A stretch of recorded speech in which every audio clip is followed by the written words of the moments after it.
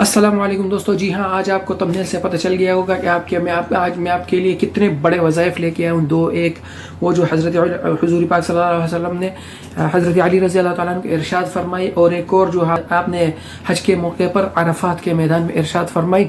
اور یہ وہ وظائف ہے انشاءاللہ تعالیٰ کہ یہ آپ کے زندگی سے ہر پریشانی، ہر غم کو ختم کر دے گا، مٹا دے گا۔ کیونکہ یہ آپ سنیے گا کہ حضور پاک صلی اللہ علیہ وسلم ایک دفعہ تشریف لائے تو حضرت علی رضی اللہ تعالیٰ عنہ کو غمگین پایا، تو حضور صلی اللہ علیہ وسلم نے ان سے فرمایا کہ اے علی، کیوں غمگین بیٹھے ہو؟ کیا پریشانی کو، کیا غم لاحق ہے آپ کو، جس کا مفہوم ہے؟ تو حضرت علی رضی اللہ تعالیٰ نے عرض کیا، یا رسول اللہ، کوئی ایک ہو تو میں بتلاؤں، بہت ساری ہے۔ تو آپ نے کیا ارشاد فرمایا؟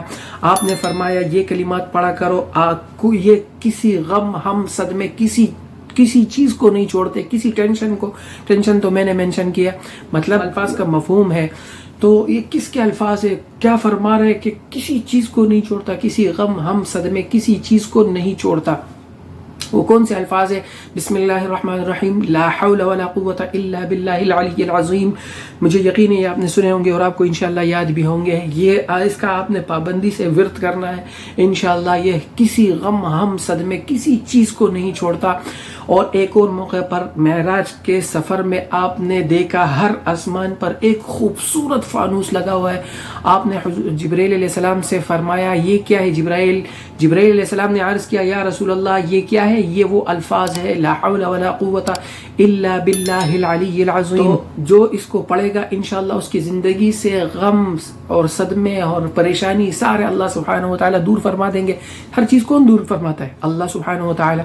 تو اس الفاظ کے ذریعے اللہ سبحانہ و تعالیٰ دور فرما دیں گے۔ لیکن میں اپنے ہر ویڈیو میں کہتا ہوں کہ ہمارا عمل کا دار و مدار ہمارے یقین کے اوپر ہوتا ہے، کہ ہمارا یقین اس کے اوپر کتنا ہے۔ تو ہم کوشش کریں گے 100% یقین پر ہم اس کو پڑھیں گے انشاءاللہ۔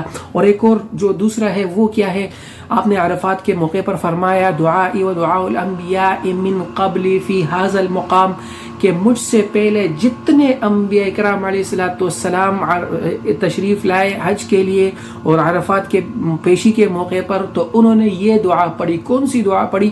لا الہ الا اللہ وحدہ لا شریک لہ، لہ الملک ولہ الحمد وہو علی کل شیء قدیر۔ کتنی آسان ہے، مجھے یقین ہے یہ بھی آپ نے سنی ہوگی۔